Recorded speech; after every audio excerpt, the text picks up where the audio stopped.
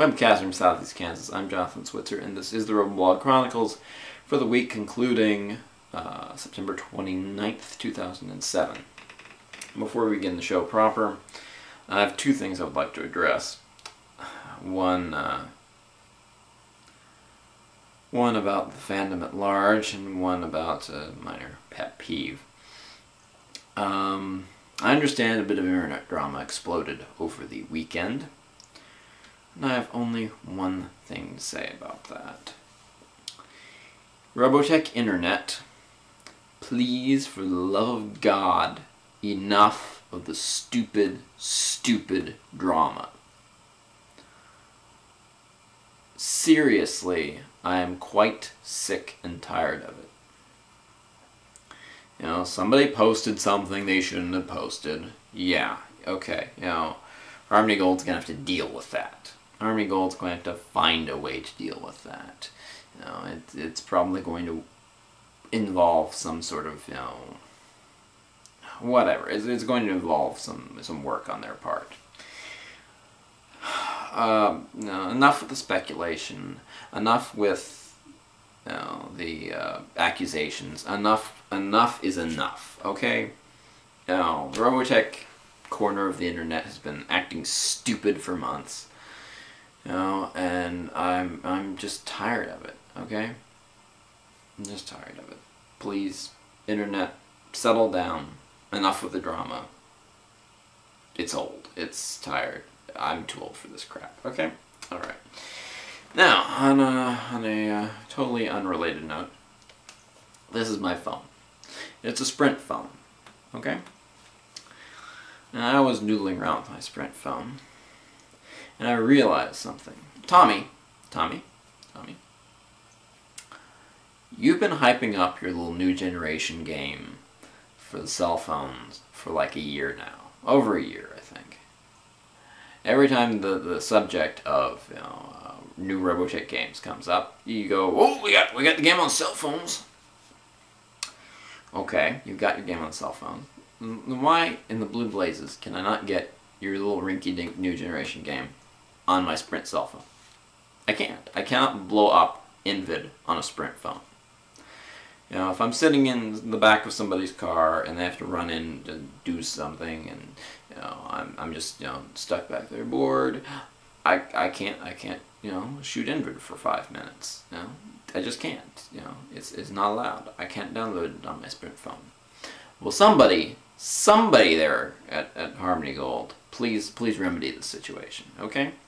So my two requests for this show. Stop with the stupid internet drama.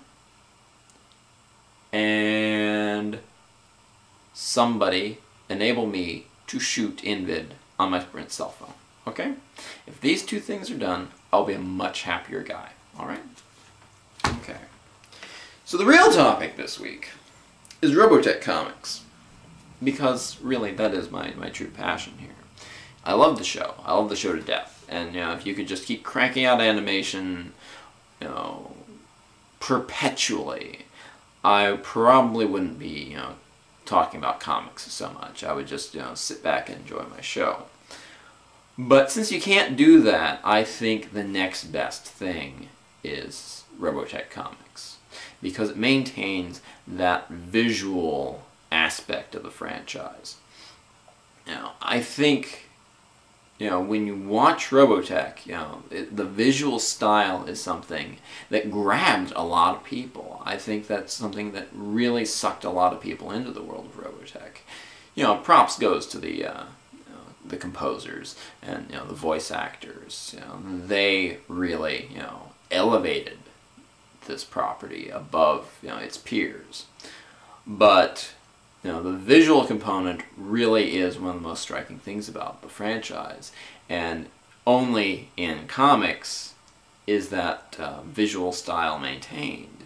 You know, you don't have any visuals in the novels.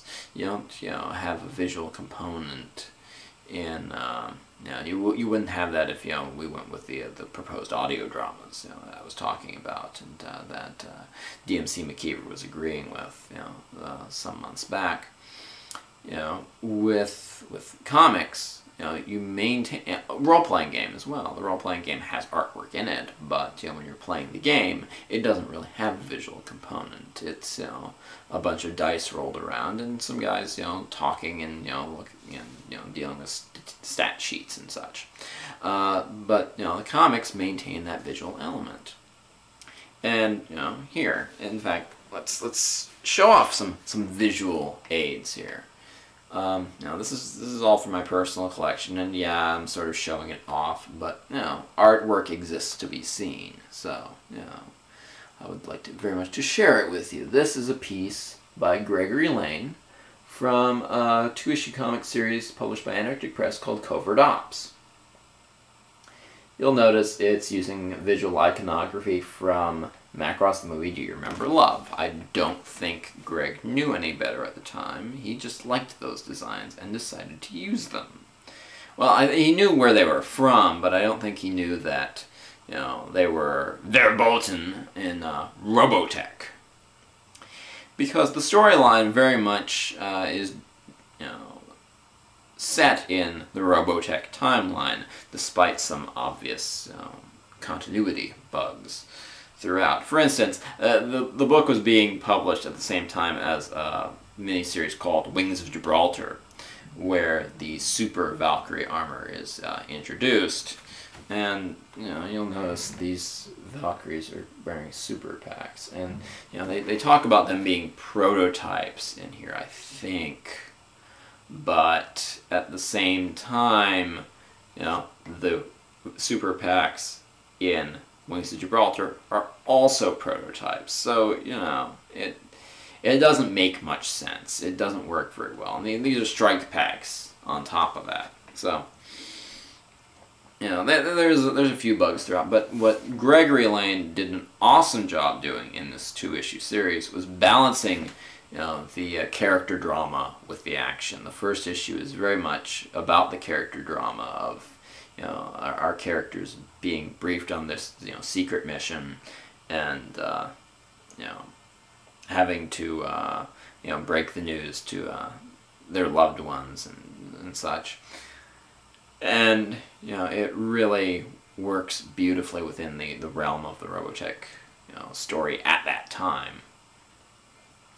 At that early point in the Macross saga. And then the second issue is wall-to-wall action. And he sets up his Zentradi villain very nicely. It's a really, really well done story. The inks are kind of iffy, but I think if this artwork was colored, I think it would really sing. I think that would really help it. Anyway, so here's a piece going much farther back. This is from one of the old Comico Macross Saga books. This is when Britai regains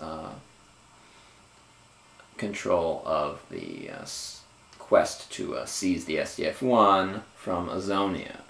And this is him basically being a bastard to Azonia.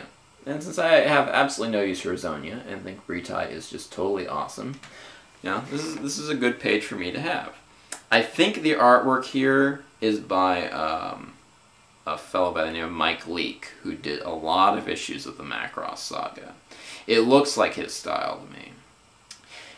And, really, this page actually looks a lot better than this particular episode. I think this is, if I remember right, this is Paradise Lost, which was a really bad animation episode.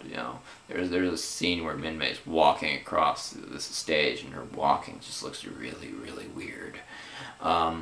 But the artwork here is it's pretty nice. It's pretty nice, especially for the era. People talk about how the Comico books were no.